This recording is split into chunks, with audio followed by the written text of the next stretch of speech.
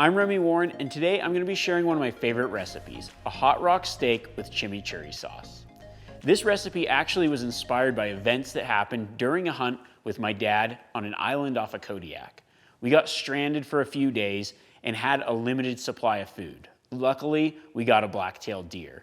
But without any proper cooking utensils, we quickly built a fire, found a flat rock, washed it in seawater, and cooked the steaks right on that rock. We loved that meal. Maybe it's because we were slightly starving, but it's one I'll never forget. When I came home, I tried to recreate that recipe on the grill, but adding in a little bit more flair and flavor by topping it off with a nice chimichurri sauce.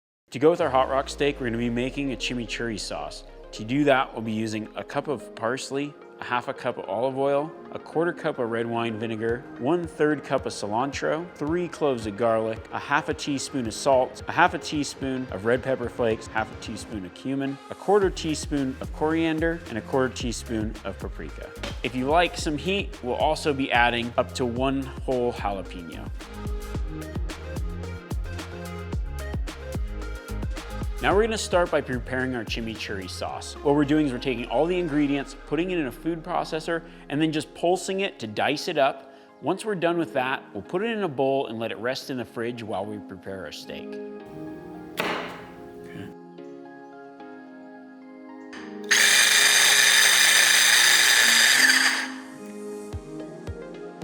Now it's time to make the mop for our hot rock. We're gonna do that by adding 3 tablespoons of salt to about 1 cup of warm water. We're gonna let the salt dissolve, then we're gonna start our cooking process. The key to the hot rock steak is all about the rock. A good flat rock about 2 to 3 inches thick, something that won't break, will retain the heat, and we'll be able to cook on that rock on the grill.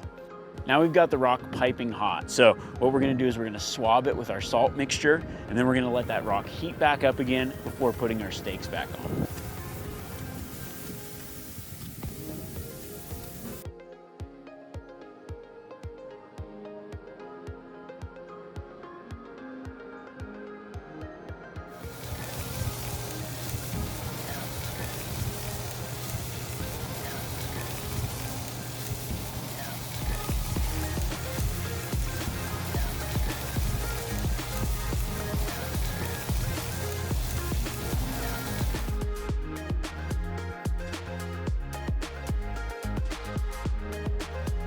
Now we just let it rest and pepper to taste.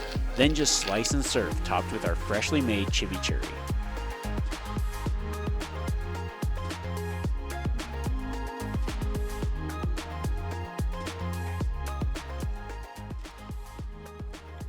Oh man, that's really good.